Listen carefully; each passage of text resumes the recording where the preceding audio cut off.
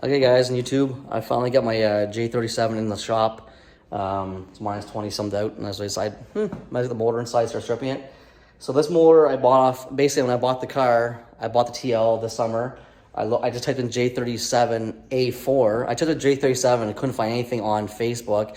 And then I happened to type in J37A4 on Kijiji, and I had to add the A4, and I picked it up, and then I found this guy had one for sale, and he said I had 160 to 180K. I have to go back to the email. It looks pretty clean. The bore was good. So basically, the plans to this motor basically are, I did pick up a set of RV6 upper PCD hats, and what I'm going to be doing with those is here. I'll show you here.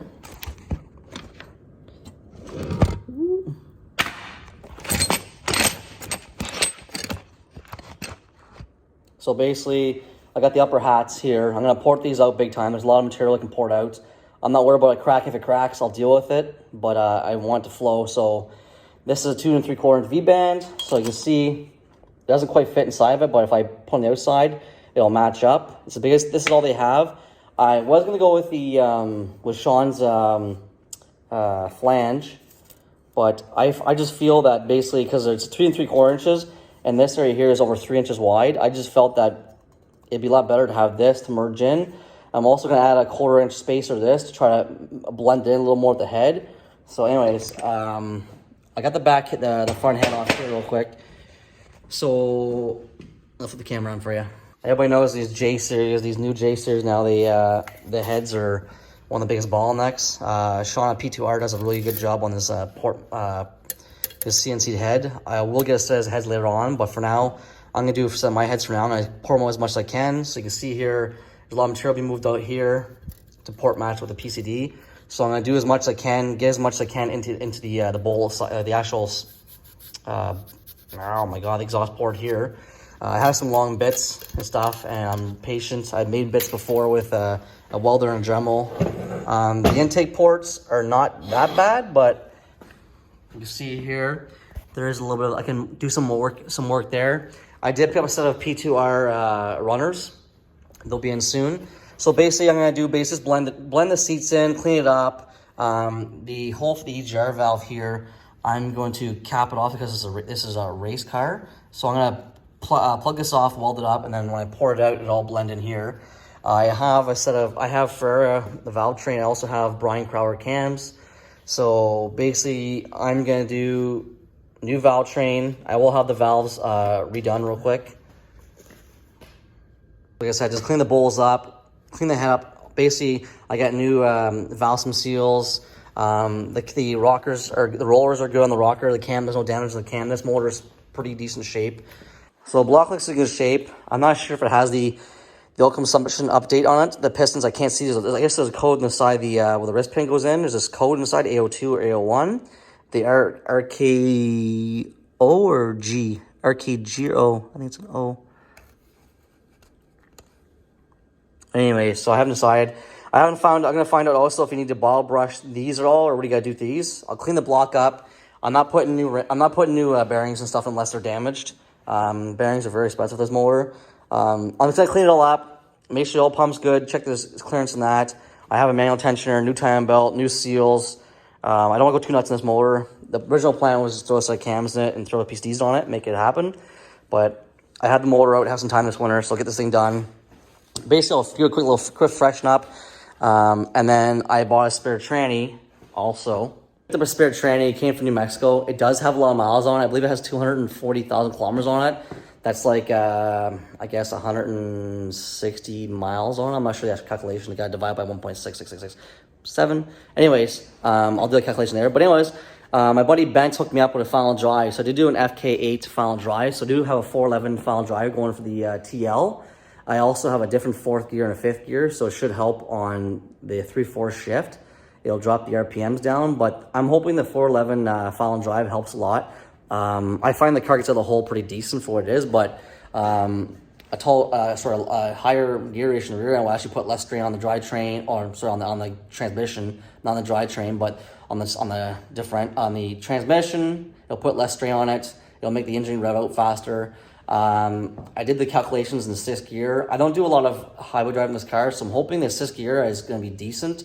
We'll see. I'm basically me. I'm building this car to be a weekend warrior / track car. I do have suspension for it. I'm trying to think what else I can do with this thing. Suspension, wheels. I don't want to spend a lot of money on this car. I originally wanted an ISF, but I bought the TL. I have an RL. I drove a TL back in the day. My buddy had one. I did I think it was 4 or 5 piece D swaps and crank pulley swaps in the back like a while ago. I enjoyed the car. Driving this TL is actually a lot. It's a nice car to drive. It handles really well compared to the RL. The RL is a good handling car. It's different. The RL is more. It's quieter, smoother. It does seem to handle a little better, but the RL has, I think it has N-Track springs on it and stock shocks. It's decent, but I also have 255s all around on it. Some Michelin Pod Cup Sports are really good tires. They're really good. They're really sticky at the time. Anyways, so I'm going to work on the motor this winter. I'm going to start posting up daily videos because a lot of people ask me about it, what's going on. And hopefully the TL community will, help some people get some ideas. Like I said, my goal with this car is to hit the 350, 360 mark, all motor. We'll see on pump gas. I do have a Comtech supercharger I was going to put on the RL. I do want to build an M90 for this thing. I'm just not sure if it'll make the power or enough boost. We'll see what happens. My goal with this car is, I know they run 13.7 in the box. They're pretty quick in the box. It's a manual 6-speed. I'd love to get down to like a 12.7, 12.7, 12.9 car. It'd be a fun daily driver kind of deal. I didn't sink a shit ton of cash into it. So, but anyways, that's it for now. Tomorrow I'm going to take the airhead off tomorrow. I'll put them in the parts washer and get them all ready. And then I'll start porting. And hopefully the PTR, I won't do all the final porting until basically the PTR runners get here to blending those in. But the exhaust ports, the exhaust I can open up a lot. I know my buddy's car, I did grind out I did gasket match it, I did gasket match his. On his, there was a lot of grinding, got it out. And it's been 10 years now, he's had 0 issues. So, anyways, I'm going to pour it out. I poured out lots of heads before. I put on flow benches back in the day. I know the basics of it. I'm not going to get as much money, not as much power and flow as a CNC'd head. Hands down. Sean has done an awesome job on this motor. It just can't as exchange rate, man. A set of heads with no work on them, I'm looking at about $3,000. And then if I want a valve job done, and it just adds up, I'm like $4,000 for a set of heads. That's more than almost. That's over half what I paid for the car. I paid $7,000 for the car. So I'm putting more money in. It's a lot of money just because the exchange rate. The cams are a lot of money. The cams are kind of a spur moment thing. The motor had noise. The motor in the car now has noise. It's a tensioner. The tensioner failed. I was getting this knocking noise, and it's coming from the head. And originally, I originally thought it was the cam lobe was toast.